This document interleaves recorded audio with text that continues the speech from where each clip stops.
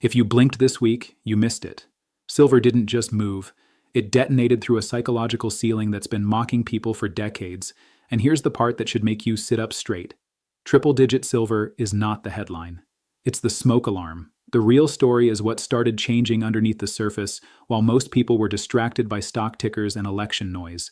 And before we go 1 inch deeper, I'm running a campaign to eliminate copycat channels. If you actually value these breakdowns, support the campaign by subscribing right now and drop our John AG in the comments so the algorithm knows who the real community is. Now today is Saturday, January 24th, and the time right now in New York is 4:48 p.m. Comment what time you're watching this because I love seeing where the community is tuning in from, and it also tells me how fast this message is spreading. All right, silver punched above 100 on spot and didn't just tap it, it settled up there. That's a milestone, sure, but milestones are what tourists take photos of. Investors ask a different question. What had to break behind the scenes for that to happen, and what's next? Because the market never gives you a clean, comfortable now is the time sign. It gives you a messy chain of clues. And today, we're going to connect them. We're going to talk about why silver suddenly started behaving like a must-own asset again, what it signals when silver starts outrunning the stock market, why gold is quietly doing something even more dangerous to the old narrative, and why the dollar's next move might shock people who think the party is guaranteed to continue. And yes, we're going to talk about the uncomfortable part too. When something gets hot, it attracts hype, it attracts leverage, and it attracts traps. If you're here to get emotionally pumped, this is not that channel. If you're here to get mentally armed, you're exactly where you should be. One more quick thing before we get into the numbers. The description has bonus links, including a premium WhatsApp channel link where we drop extra updates and a channel membership join link if you want deeper content and access. Keep those saved because later in the video, I'm going to explain why the member side is going to matter more than you think. Now let's start with the obvious headline, silver above 100, and then immediately move past it. A lot of people will look at triple digits and say, well, it's expensive now. That reaction is normal, and it's also exactly how people miss generational moves because price is what you pay, positioning is what you build. The better question is, expensive compared to what? Compared to groceries, compared to houses, compared to stocks, compared to the money being created? That's where things get interesting. But first, I want to address something that matters a lot for viewers outside the United States, especially those who've been sitting on the sidelines because of taxes. If you're in the UK, you already know this pain. You buy physical silver and you get hit with VAT at the standard rate. That's not a conspiracy. It's literally how the tax rules treat most silver bullion, while investment gold is treated differently. And for years, people have used that VAT as the reason they can't stack silver. They'll say, why would I pay 20% on top? I'll wait. Here's the reality check. If your thesis is that silver is moving into a new regime, you don't get to hide behind the VAT excuse forever. Because once the price starts climbing fast enough, that VAT becomes background noise. It becomes the fee you paid for the privilege of being early, not the reason you stayed late. Let me put this in plain language. Imagine you bought a kilo bar years ago and you grumbled about the tax, then silver doubles, then triples, then does what it just did. At that point, your brain stops fixating on the tax line item and starts fixating on the fact that you own ounces that other people suddenly can't get at a reasonable price. And that leads into a new problem, one nobody talks about when silver is boring. Security. When silver was sitting down in the nobody cares zone, it was easy to treat it casually. A 10 Oz bar on the desk, a chunky bar on a shelf, no stress. But as the price climbs, the same object becomes a different category of asset. Not because it changed, but because the world changed around it. Think about it. A bar is the same bar, but the incentive for someone else to take it is not the same incentive anymore. So without going into brands or sponsored names, let me just say this. If you are stacking physical metal, you need a plan for storage that matches the new reality. You need layers, you need discretion, and you need to stop advertising your holdings by accident. Now, let's pivot to the bigger clue, the one that matters more than a headline price. I want you to imagine silver not as a number but as a competitor in a race. And the other runner is the stock market. Because when silver starts accelerating relative to stocks, that's not just silver doing well. That's capital changing its mind. That's money starting to question the story it's been told. So here's a ratio that reveals what's happening. Silver priced as a percentage of the S&P 500. When that ratio rises, It means silver is gaining ground against the market that everyone worships. And lately, that ratio has been breaking out in a way that should make you pay attention. Now, does that automatically mean stocks are about to crash tomorrow? No. And here's where I'm going to challenge one of the easy narratives. A rising silver to stocks ratio can happen because silver is exploding upward even while stocks drift or even rise. In other words, the ratio can scream risk is changing without guaranteeing an immediate stock market collapse. But the reason I still take it seriously is that ratios change regimes. They don't blip for fun. When hard assets start outpacing paper assets, especially after a long era of the opposite, it's often the early stage of a much bigger rotation. And if you think I'm exaggerating, zoom out. In previous eras, that ratio has reached levels that would sound insane to people today. That's not a prediction. It's a reminder that the range of outcomes in markets is wider than most people's imagination. Now here comes the cliffhanger you need to hold on to. Silver isn't moving in a vacuum. It's moving because it sits at the intersection of money, fear, and industrial reality. And those two forces are starting to line up at the same time. Let's talk about that industrial reality for a second, because this is where freshness matters. Silver is not just a monetary metal. It's a working metal. It's in electronics, electrical components, and increasingly in energy infrastructure. In fact, industrial demand has been a major driver, with electronics and electrical demand hitting record levels in recent years. And one of the biggest industrial pipelines for silver has been solar. The solar industry has been consuming massive amounts of silver, numbers that would have sounded extreme a decade ago. That matters because when investment demand wakes up at the same time, industrial demand stays firm. The market doesn't need a perfect storm to tighten, it tightens anyway. And it gets even tighter when you look at the plumbing.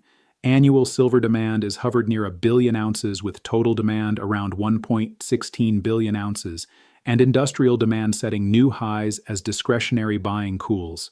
When you're dealing with a market that size, a few percentage points of extra investment demand isn't a little more buying. It's the difference between comfortable supply and a scramble.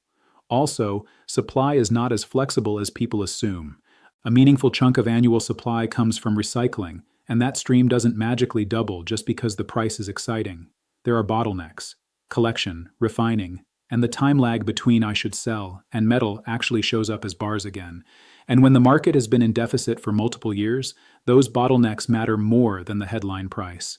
Then you have inventory. People argue about whether inventories are high or low, but what matters is accessible inventory at the point of delivery. Recent reporting highlighted major exchange inventories dropping into an uncomfortably tight range and described tightness in major vault systems after years of drawdowns. If you're hearing there's plenty of silver, but you're also watching inventories get leaned on, that's the kind of contradiction that shows up later. Now, let's talk about the other side of the coin: speculation. Silver just had a surge that some outlets described as a frenzy, with huge percentage gains last year and another sharp burst early this year. That tells you two things at once. First, this market can move violently upward when the crowd discovers it. Second, this market can also punish late arrivals when leverage gets too concentrated. Both are true at the same time, and if you only see one side, you're walking blind. Here's my practical rule. When silver goes vertical, I stop asking how high can it go, and I start asking how deep could the shakeout be without breaking the bigger trend, because that's where risk management lives. And if you can't answer that question, your position size is probably too large. But there's something else most people miss. Silver isn't just reacting to hype. It's reacting to the same macro forces that are pushing gold. That includes the shift in how investors think about policy risk. Even big institutions have been bumping up longer-term gold targets on the idea that private money and official money keep diversifying. And when gold's backdrop improves, silver tends to get pulled like a trailer behind a truck, sometimes smoothly, sometimes with a violent snap. So the real cliffhanger is this: if the policy environment turns more support the system at all costs, what happens when millions of people decide they want hard assets at the same time? That's not a philosophical question. That's a supply question, and supply questions don't get solved with opinions. Now, I can already hear someone in the comments saying, but if silver is up this much, isn't it overbought? That's a fair question. And yes, when silver moves like this, it's normal to see pullbacks. It's normal to see violent shakeouts. Anyone telling you it's straight up forever is selling you a fantasy. But pullbacks inside a new uptrend are not the same as a top. A pullback is the market checking who's serious and who's just chasing. And this is where most people get emotionally wrecked. They buy because it went up, then they sell because it went down, then they buy again because it went up again. That loop is how you finance someone else's gains. So what do you do instead? You shift the way you think, you stop staring at price and start tracking signals. Signal 1, the ratio we just discussed, silver gaining ground against stocks. Signal 2, the way gold is behaving. Because while silver is stealing attention, gold is doing something that changes the entire frame. Gold is hovering just under a giant, round number level that would have sounded impossible not long ago. And I'm not saying that number for shock value. I'm saying it because psychology matters. When gold approaches a historic threshold, it pulls in new participants. Not just retail, but institutions that have mandates and models that force them to react when certain levels break. But again, the better way to see gold isn't just the spot price. It's gold relative to stocks, the way we did with silver. Gold versus the S&P has been pushing into territory that suggests the old stocks always win story is losing its grip. And historically, when gold starts outperforming broad equities over longer windows, it's often because confidence in financial engineering is eroding and confidence in real scarcity is returning.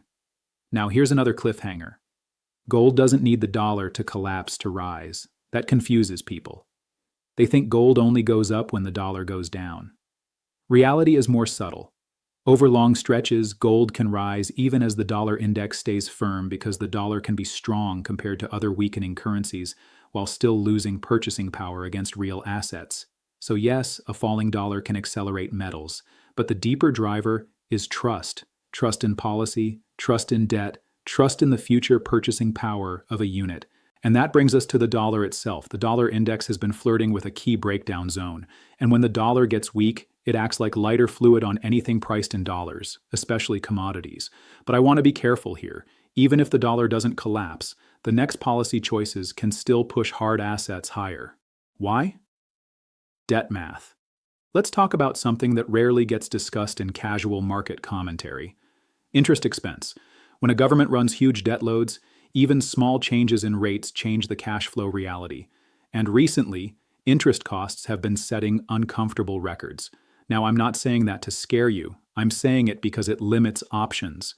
When interest expense balloons, policymakers start searching for solutions that often look like financial repression, keeping nominal rates controlled while inflation runs hotter, so the real burden of debt shrinks over time. In plain English, the saver gets punished quietly so the system can keep rolling. And this is where the conversation about the next central bank leadership and policy direction becomes more than gossip. Because markets don't just trade the present, they trade the next policy regime. There's been growing chatter about a potential future central bank leader with deep ties to large asset management and a clear bias toward liquidity support, lower rates, and tools that can cap longer-term yields. That includes the concept of yield curve control, where the central bank effectively draws a line in the sand on how high certain bond yields are allowed to go and then uses balance sheet power to enforce it. If that sounds technical, here's what it means in real life. If the bond market tries to demand higher yields to compensate for inflation risk and fiscal risk, the central bank can step in, create money, and buy bonds to hold yields down. That protects government financing and supports asset prices. But it can also weaken the currency over time and push investors toward hard assets. And now for the twist. Wall Street tends to love this kind of candidate, not because it's independent, but because it's predictable, liquidity, backstops, support. The same movie, just a new actor. But here's my skeptical counterpoint. Yield curve control is not magic. It can suppress yields, but it doesn't erase the inflation psychology that can build when people realize the currency is being sacrificed for stability. So, if we go down that path, the first reaction might be risk on euphoria, but the second reaction can be a flight to real things. And that's where silver and gold come back into the center of the story. Now, before we go further, I want to ask you something, and I want a real answer in the comments. Do you think triple-digit silver is the start of a new era or the final burst before a painful shakeout? Don't just drop a one-word answer. Tell me why you think what you think. Because here's what's fascinating. Mainstream narratives always show up late. When silver was cheap and unloved, it was a relic. When silver turns violent to the upside, suddenly everyone has an opinion. Everyone has a chart. And everyone has a reason you're supposed to be scared. We just saw headlines about speculative frenzy and warnings of a correction because silver ran too far too fast. And to be fair, corrections happen. But the deeper question is whether the correction, if it comes, is a reset inside a bigger move or the end of a bubble. And that answer depends on structure. Structure means, are there real persistent buyers underneath? Are industrial pipelines still demanding supply? Are investors using silver as an alternative monetary asset again? Are inventories and refining capacity tight enough that price spikes are not easily solved by supply? Recent commentary has pointed to tight physical conditions and depleted inventories after years of deficits. Again, that doesn't mean up only. It means the market can move faster than people expect, and it can stay volatile longer than people can stay patient. And patience, by the way, is the hidden edge. Everyone wants the gain. Almost nobody wants the boredom, the doubt, and the ridicule that comes before the gain. So if you've been stacking for years, you understand this. If you're new and you're just now paying attention because the price got loud, understand what you're walking into. A market that can swing wildly and punish weak conviction. Now, I want to shift to gold for a moment because gold is often the quiet leader that tells you what the broader monetary environment is doing. Gold has been climbing with a mix of investment demand and official sector interest, and forecasts for major institutions have been moving upward as well. Whether you care about forecasts or not, what matters is that more people are being forced to reconsider gold's role as an insurance asset, not a speculative trade. Central bank buying has stayed elevated in the last few years, and recent reports show that net purchases remained meaningful into late 2025, with monthly buying still robust. That matters because central banks don't buy gold because they're bored. They buy gold when they want fewer dependencies and more neutrality in their reserves. And this feeds directly back into the silver story because silver often acts like the higher beta cousin of gold. Gold moves first, silver eventually overreacts. Now you might be thinking, okay, gold and silver are moving. So what does that mean for stocks? Here's where nuance matters. Stocks can keep rising in nominal terms even while you lose purchasing power. Stocks can rise because money is chasing returns, because buybacks keep propping prices, because liquidity keeps flowing. But the real question is, what are stocks doing relative to hard assets? That's why ratios are so powerful. A stock index can make new highs while still losing ground to gold. And if that happens, the celebration becomes a little hollow because the measuring stick changed. Now let's talk about another ratio that people love because it's brutally simple: the Dow to gold ratio. This ratio has a long history of swinging between extremes. When it's high, it suggests stocks are expensive relative to gold. When it's low, it suggests gold is expensive relative to stocks. The ratio doesn't tell you the exact timing, but it tells you where you are in a long cycle of confidence and fear.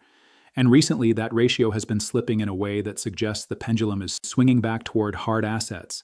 That doesn't guarantee a crash. It suggests a repricing of what people trust. Now, if you're still with me, here's the part that ties the entire story together. And this is where most people will either lean in or click away. Silver above 100 is not just a commodity story. It's a signal that the public is rediscovering an escape hatch. It's a signal that the old game of save in currency and you'll be fine is losing credibility. And at the same time, the policy world is boxed in by debt, interest, expense, and political pressure to keep the system stable. So what do policymakers do? They usually choose the path of least immediate pain. That means more liquidity, lower real rates, controlled yields, and tolerating higher inflation narratives while managing the optics, which is exactly why hard assets become attractive because they don't require you to trust a promise. They require you to own something real. Now let's bring it back down to you, the viewer, because this isn't an abstract academic discussion. This is your financial life. If you're stacking physical metal, your job is not to guess the top. Your job is to build a position that you can hold through volatility. Your job is to avoid the emotional whipsaw. And if you're building any kind of portfolio, metals, stocks, cash, real assets, you need to think about one concept: resilience. Resilience is what survives multiple futures. If inflation stays hot, you need assets that don't get vaporized. If growth slows, you need assets that don't depend on perfect economic conditions. If markets panic, you need something that isn't someone else's liability. That's why people own gold. That's why people own silver. That's why some people own land, energy exposure, and other hard assets. Now, I'm going to say something that may bother extreme metal purists. Not all hard assets move at the same time, and sometimes the Lagardes can be the next opportunity. Energy is a classic example. People assume energy stocks only matter if oil is high today, but equity markets price expectations. If investors start anticipating a future rebound, They can re-rate energy even before the commodity fully recovers. And it's not just oil, it's the whole resource complex. So, why mention this now? Because when metals rise, it often signals broader commodity repricing. Silver surges, gold climbs, and eventually other commodities catch up as money seeks real things.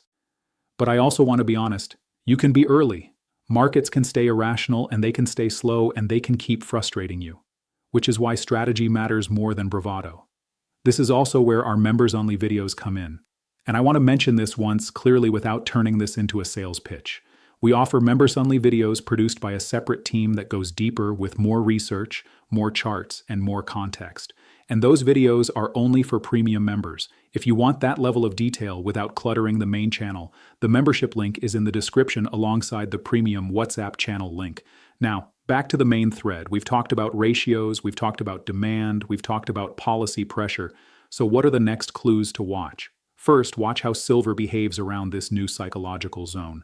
Does it hold above 100 on pullbacks? Does it snap back quickly when it dips? That tells you whether buyers are using dips to accumulate or whether the move was pure froth. Second, watch gold's relationship to major round levels. When gold pushes into new ranges, it tends to drag the entire precious complex with it. Miners, related metals, and sentiment. Third, watch real yields in the bond market narrative. You don't need to be a bond trader. You just need to understand that when real yields fall, meaning inflation expectations outrun nominal yields, hard assets tend to breathe easier. Fourth, watch the dollar, but watch it the right way. Not as up means metals down. Watch it as a proxy for policy confidence. A sliding dollar in the context of aggressive liquidity support can be a powerful tailwind for commodities. And fifth, watch the stories. Watch the media narrative, because the narrative is how the crowd gets guided. When the story shifts from silver is dead to silver is unstoppable, that's when you want to be extra disciplined, not bearish disciplined. Now, I want to pause and do something important for the community. If you're watching this and you've had a win, maybe you paid off debt, maybe you built a stack, maybe you made a smart investment move, share your success story in the comments so other people can stay motivated. We have a lot of viewers who feel like they're late to everything. Your story can pull someone out of despair. All right, now let's address a